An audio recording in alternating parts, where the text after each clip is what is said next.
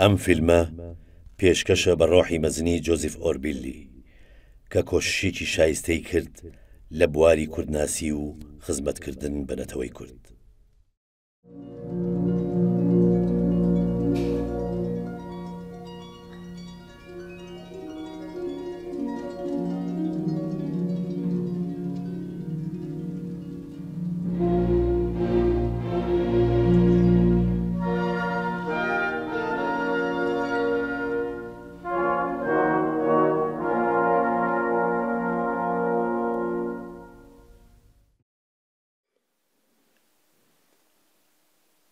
Иосиф Абгарович Арбели, выдающийся.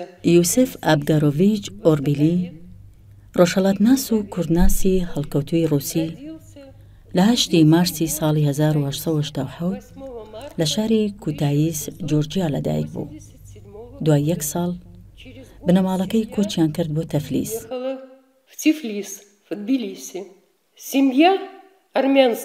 بنەماڵەکەی هەموو ئەرمەنی بوون و فەرهەنگی زۆر کۆنیان هەبوو.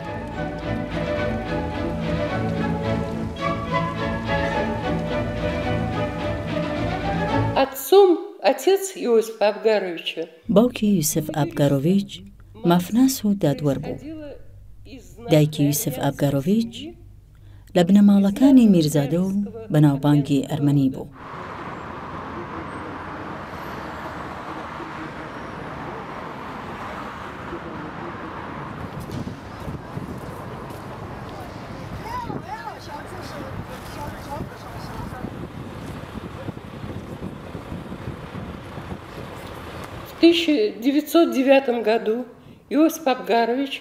لە ساڵی 1909 یوسف ئابگارۆڤیچ لە بەشی مێژوو و زانستی زمان لە زانکۆی سەنت پێتەرسبورگ خوێندنی تەواو کرد.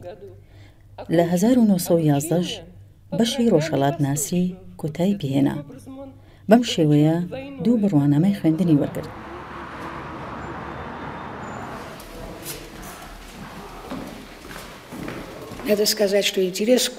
خۆشەویستی ئەو بۆ کوردەکان لە ساڵی 1911 لە ناخی ئۆربیلی دروست بوو. دوای کۆتایی هاتنی خوێندنی لە زانکۆی سەنت پێتەرسبورگ بە پێشنیازی مامۆستاکەی نیکۆلای مارا لەلایەن ئەکادیمیای زانستیەوە نێردرا بۆ شارەکانی وان و مۆکس.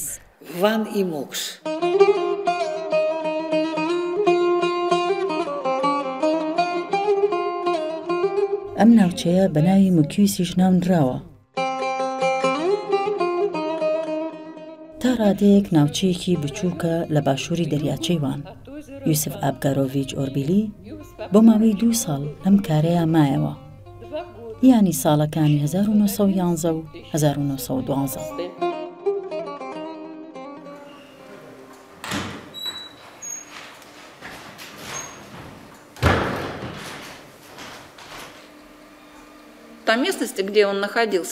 لە ناوچەیەک کە ئەو نیشتەجێ بوو ئەرمەنیەکان و کوردەکان پێکەوە دەژیان. وارەکەوت ئەو لە ماڵێکی کوردیدا نیشتەجێ بوو لەگەڵ بنەماڵێکی کورد دەژیا. ژیانی ڕۆژانەی کوردەکان و فەرهەنگی ئەوان و فۆکلۆر و زمانیان بۆ ئەو وەک تێکۆشانێکی زانستی و ئەزموونی بوو، بەو مانایی کە هەموو شتێکی دەدیت و سەرنجی هەمویانی دەدا، جگەلەوە یاداشتی زۆری لەبارەی وشەکان و شێوەزاری کوردی و ئەو شوێنە و فۆکلۆری ئەوانەوە نووسیوە.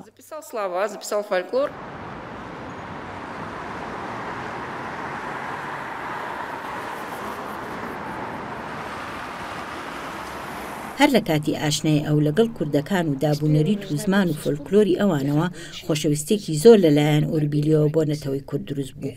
جێسەرنجەکە هەموو کوردناسەکان بە ئاوەها هەستێک لە ناوخۆیاندا ئاماژەیان کردووە. ئەو لەوێدا هەم بە زمانی ئەرمەنی و هەم بە زمانی کوردی بابەتی کۆ دەکردەوە.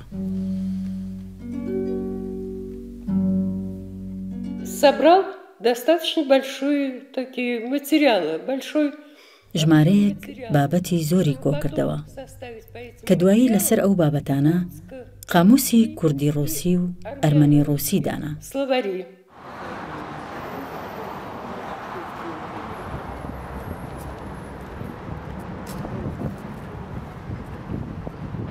ئەو سەبارەت بە وشە کوردیەکان ئاوا دەنووسێت. من وشە کوردیەکان بە تەلەفوزکردنی یەک کورد زمان تێدەگەیم، نەیەک ئەرمەنی.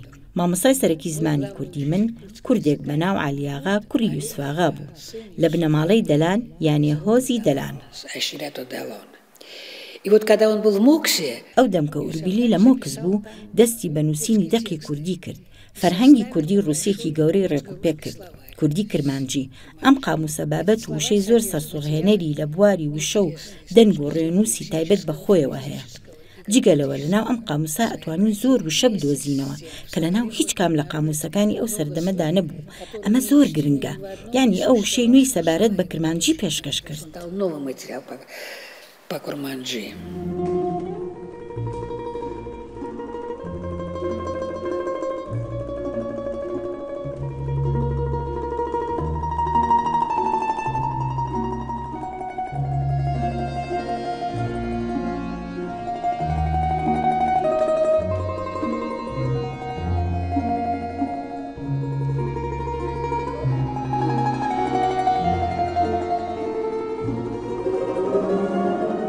بەڵام لەناو ئەو قاموسەدا کە ئەو داینابوو تەواو تایبەتمەندی فەرهەنگی دانیشتوانی ئەو ناوچەیە کە کورد بوون بە شێوەی تەواو باس کردووە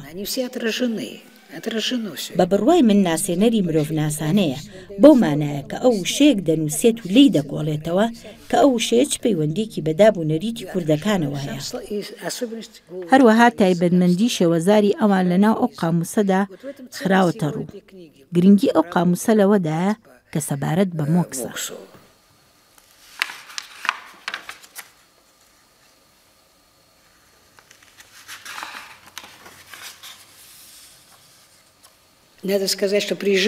دەبێ بڵم لە ماوەی ژیانی ئەودا ئەو قاموسە چاپ و بڵاو نەکرابووە زمانناسی گروپی کوردی ئێمە ئەسحەق سوکرمان لەگەڵ ژاکلینا بۆیان چاپ کرد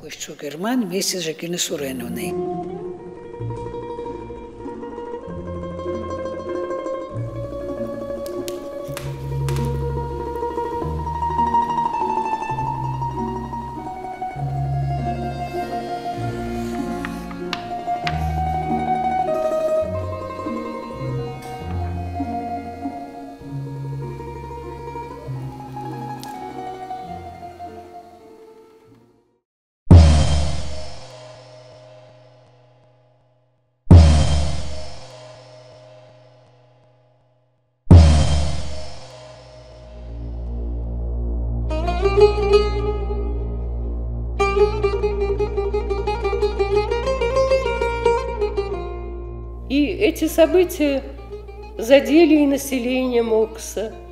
بەهۆی ئەو کارەساتەوە دانیشتوانی مۆکستیا چوون هەم کوردەکان و هەم ئەرمەنیەکان دانیشتوانی ئەو شوێنە کوژران و تیا چوون لەو ڕووداوە زۆر خراپە و لەو ماوەیەدا زۆر کەم بوون ئەوانەی توانیان خۆیان ڕزگارکەن ئەو کارەساتە وەک هەورێکی ڕەش و قورس سێبەری خستە سەر ژیانی ئابگارۆڤیچ و تا ڕادەیەک ڕوانگەی ئەوی دیاری کرد определила даже его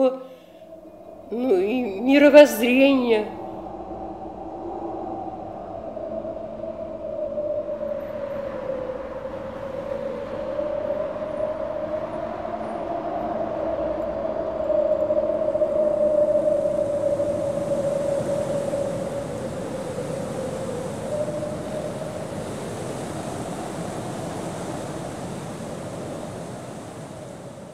بە بڕوای من دڵنیگەرانی ئەو لە زانستدا هەر ئەم پرسە بوو کە ئەگەری هەیە هەر سات هەموو شتێک لەناو بچێت چونکە ئەو کەسێک بوو کە شەڕی تێپەڕانده بوو ژیانی زۆر ناسک و بەسەرنج و چالاکانە هەست پێ دەکرد لەمانەوە بایەخی ئەو تێدەگەیشت کەوایە بایەخ و گرنگبوونی ئەم کاری ئەو تەواو بێهاوتایە ئەم کارە ئاکامی یەک ڕاستی کەمیێنەیە ئەویش ئەوەیە کە هیچ کەس لەو جەماوەر و شوێنەواری ئەوان نەماوە و تەنیا وشەگەل و زاراوی تایبەت بە ئەوان بەدەستی ئۆربیلی لەسەر کاغەز نووسراون و لە ئەوان ماونەتەوە ئەمەش لە کار و زیرەکی و توانازانستیەکانی ئۆربیلیە ئۆربیلی دەرفەتی ئەوەی دەستکەوت و توانی تایبەتمەندیەکانی ئەم شێوەزارە لە شێوەزاری کرمانجی دیاری کات و نووسی کە ئەمە زۆر گرنگە بەڵام لە ئێستادا ئەو خەڵکە لە ناو چوون ئیدی دەرفەتی لێکۆڵینۆ لەسەر زمانی ئەوان نییە بایەخی بابەتەکە لەمەدایە کەوایە بایەخی ئەم فەرهەنگە ئەوەیە کە ئەو توانی ئەم شێوەزارە تایبەتی کرمانجی کە هی کوردەکانی مۆکس بووە لە قاموسە کوردی ڕووسیەکەی خۆیدا تۆمار بکات کوردۆف مۆکسە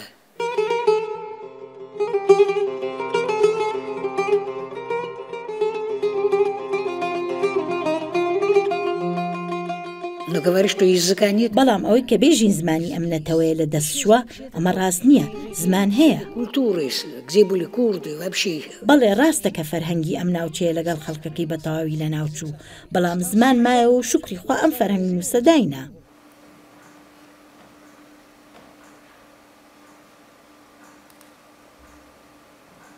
Вот такая массовость, какая-то массовость науки. لە پێوەرە زانستیەکاندا تەنانەت توێژینەوەی یان چەند وشەی دەگمەن بایەخی زۆری هەیە. هەر ئەم وشە بێوێنەگەلە بەشێک لەو تایبەتمەندیگەلەن کە زاراوە دیاری دەکەن. ئەمە زۆر گرینگە، تەنانەت ئەگەر تەنیا یەک وشە لە ناویدا بدۆزیتەوە کە ئەمڕۆکە کەسێک ئەوە نازانێت، دەتوانین لەم کتێبە وەکو سەرچاوی بایەخدار و ڕاست کەڵک وەرگرین. Которое было бы неизвестно сейчас. Это было уже ценно, был бы источником.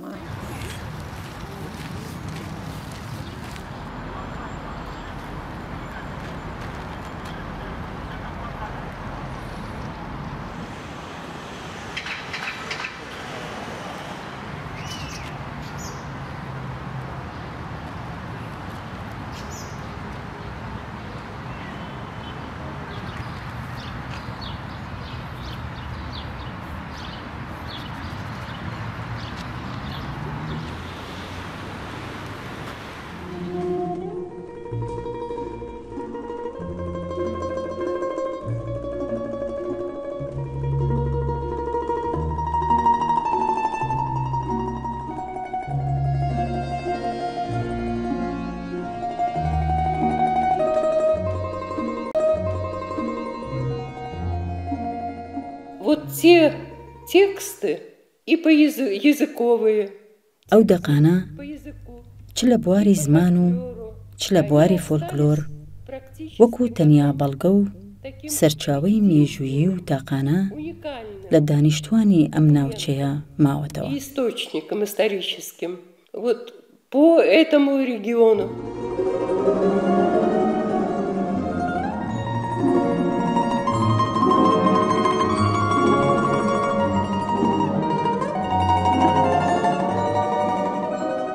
Слова Иосифа Абгаровича. قسەکانی یوسف ئابگارۆڤیچ ئۆربیلی کە سەبارەت بەمانەوەی ئەو لە مۆکس و هەرچی کە ئەو دیوێتی ئەو شوێنی زۆر باش نیشانەیە. من چەندێر لە کتێبەکە ئەخێنمەوە. لە ساڵەکانی 1911 و 1912 کاتێ من لە مۆکسدا بووم، لەوێ خەڵکێکی زۆرە ژیانی سەخت و ئیش بە موچەی کەم، بەڵام هەر بەوەشەوە ژیان بە خۆشیەوە بوونی هەبوو. کەوایە زۆر دڵتەزێنە کە بزانین یاداشتە کورتەکان و نووسینەکان و فەرهەنگە ئەرمەنی و کوردی و دەقەکەمەکان کە من لە مۆکسدا لەو ماوە کەمەی کە هەم بوو کۆم کردبووەوە نزیکەی دواهەمین بەڵگەیە کە لە زمان و فەرهەنگ و ئەزمموی ژیان و دابوونەریت و ئیش و خۆشی چەندین هەزار ڕۆڵەی دوو نەتەوەی ئەرمەنی و کورد بوو. Армян и курдов.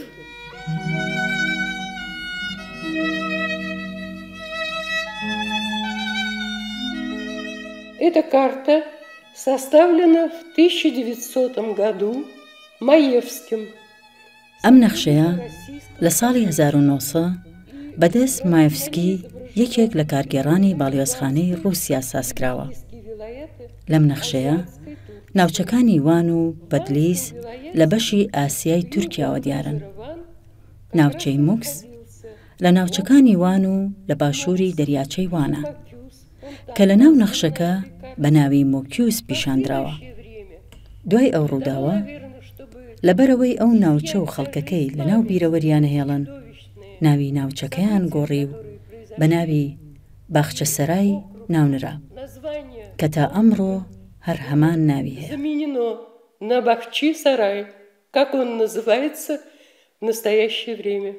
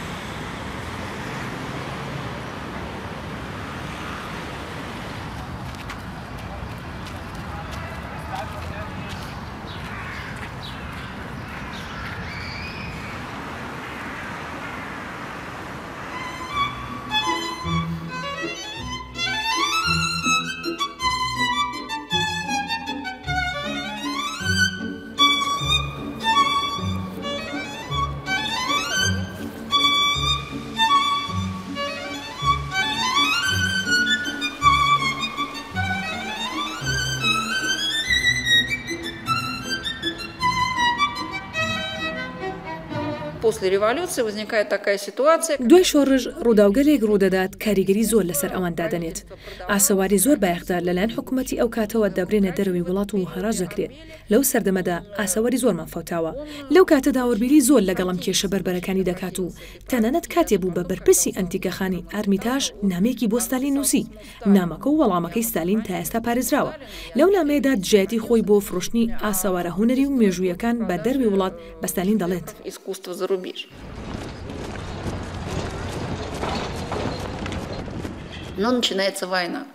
شەڕ دەست پێ دەکات. لێرەدا ئۆربیلی تایبەتمەندیە پاڵاوانیەکانی خۆی بەکاردەهێنێت. لە گاماڕۆی لێنینگرادا تێکۆشان و بزوتنەوەیەک ڕێک دەخات و بەو هۆیەوە شاکارە هونەریەکان لە فەوتان ڕزگار دەکات. لە قۆناغیەکەمدا دیاری دەکات کە کام ئاسەوار دەبێت لە هێرش و فەوتان لە شار بچێتە دەرەوە و بنێردرێت بەرەو ئۆڕاڵ. لەو ماوەیەدا ئاسەواری زۆر لە ئارمیتاژ چووە دەر و زۆریش لە ئەوان لەناو بینای ئەنتیکەخانەکەدا شوێنی پارێزراویان بۆ دابینکرا. ئەو زۆر با پەیکەرەکان و ئاسەواری هونەری کە لەناو گۆڕەپان و شەقامەکاندا هەبوون بایەخی دەدا. ئەو دەستە لە ئاسەوارەکان کە جێبەجێکردنیان نەدەکران فەرمانیدا با چیمەنتۆ و کۆنکرێت دایپۆشن. ئەو خۆی بە بەرپرسی هەموو شتێک دەزانی. هەموو شتێک پەیوەندی بە ئەوەوە هەبوو.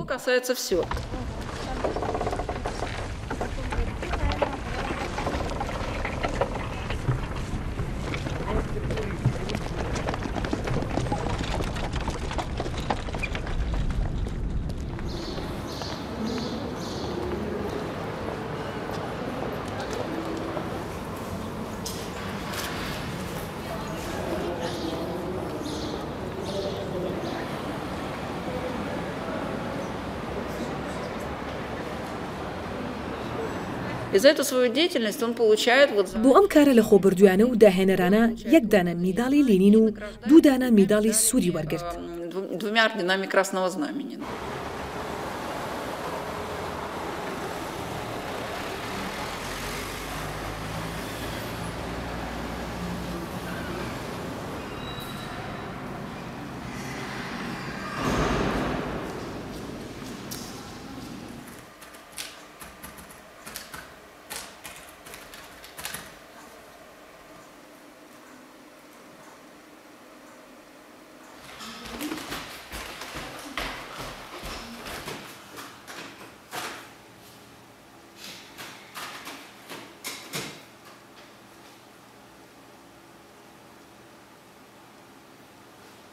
То есть вот основные этапы, значит, основные его этапы это قۆناغە سەرەکیەکانی ئەو بریتین لە لێکۆڵینەوە لەسەر فەرهەنگ و ئاسەواری فەرهەنگی و ئەدەبی وتنەوەی زمانی کوردی لە کۆتاییدا دامەزرانی گروپی ئێمە.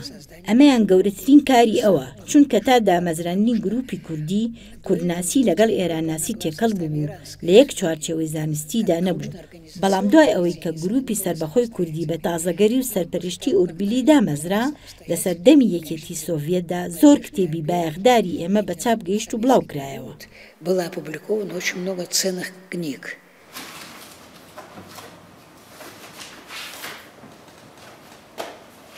С начала XIX века курдов систематически в России изучали. لە سەرەتای سەدەی 19دا لە رووسیادا بە شێوەی سیستماتیک لێکۆڵینەوە لەسەر کوردەکان کرا. ئۆربیلی با دامەزراندنی گروپی کوردی شێوازی کوردناسی نوێی لە وڵاتی ئێمەدا دامەزراند. ئۆربیلی گرنگی و پێویستی کێشە و بابەتەکانی لە کاتی خۆیدا بەباشی هەست پێ دەکرد چونکە تەواوی لایەن و بابەتەکانی لێکۆڵینەوەی کوردەکانی با پێکێنانی ئەم گروپەی جێبەجێ کردبوو. یعنی ئەو لا قۆناغی یەکەمدا لێکۆڵینەوەی زمانی کوردی دانابوو، دوای ئەوە زانینی فۆلکلۆر و دوای ئەویش لێکۆڵینەوەی بەرهەمی نووسین. واتە فەرمان و بابەتی دیاریکراوی دەدا بە هەر کەسێک. بەم شێوەیە هەم ڕێکوپێک و بناغێکی تایبەتی لە زانکۆی ئێمەدا ساز کرد و هەم لێکۆڵینەوەی کوردەکان سەرجەمەک و پێکهاتێکی سربەخۆ پێکێنا و هەروەها پسپۆرگەلێکی دروست کرد کە تەواوکەری یەکتر بوون و یەکتریان کامەڵ دەکرد.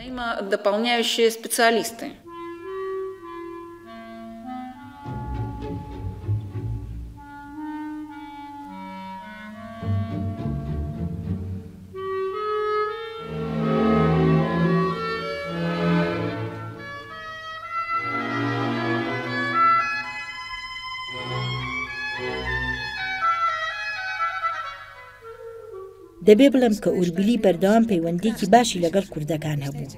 کاتێک کە ئەو لێرە داوانەی دەوتەوە کوردەکان لێرە داوانەیانە خوێن، ئەو لە حاڵی ئەوان دەیپرسی و سەبارەت بە گرفتەکانیان پرسیاری دەکرد. زوربەی کات کوردەکانی بۆ ماڵی خۆی داوە دەکرد، بەڵام لەوە گرنگتر ئەوە بوو پشتگیری کوردناسی دەکرد.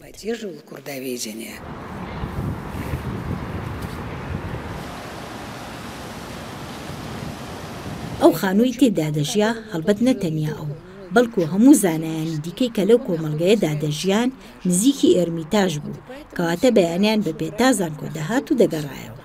من لە بیرم نییە ئەو لە چن هۆمێکدا دەژیا، زۆر دەمێک لەو سەردەمە تێپەڕیوە. ئەو لە ساڵی 61 ماڵ ئاوایی لە ژیان کرد، ئێستاکە زۆرتر لە 50 ساڵ تێپەڕیوە.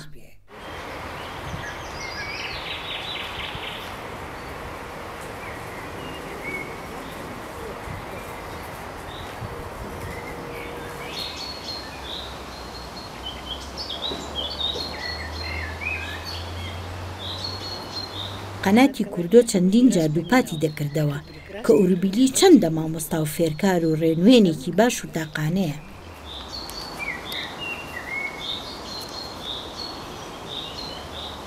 ئەو وتاری زۆری سەبارەت بە بەرهەمە کوردیەکان نووسی. لە ماوەی ژیانیدا بەردەوام خۆشەویستی و مەیلی زۆر تایبەتی بۆ مەموزینی ئەحمەدی خانی هەبوو.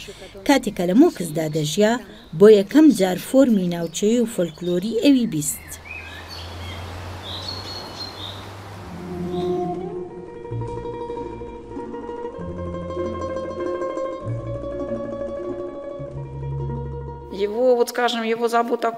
سەرنج و ئەرکناسی ئەو بۆ کوردەکان لە دووربینینی ئەو بوو توانی ڕوتی گەشەکردن و پەرەپێدانی ئەوان پێشبینی بکە و ئەم پەرەپێدانە جێبەجێش بکات.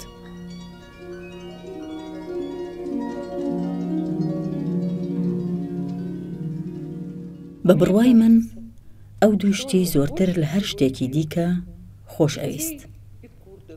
یەکێک منداڵان و ئەوی تر کوردەکان. هەرچەند ڕەنگە سەرسوڕهێنەر بێت، ئەو کەمێک دێر بوو بە باوک و بە ساڵاچوو بوو کە دیمای کوڕی لەدایک بوو. بەڵام پەیوەندی و هاتوچۆی لەگەڵ کوردەکان بە جۆرێک کاریگەری هەبوو لەسەری کە لە هەر وتار و وتنەوەیەکی خۆیدا لە کۆتاییدا یا باسی منداڵانی ئەکرد یا باسی کوردەکانی ئەکرد، یا وێنەیەک یا بیرەوەریەکی سەیری لە پەیوەندی لەگەڵ کوردەکان دەگێڕایەوە.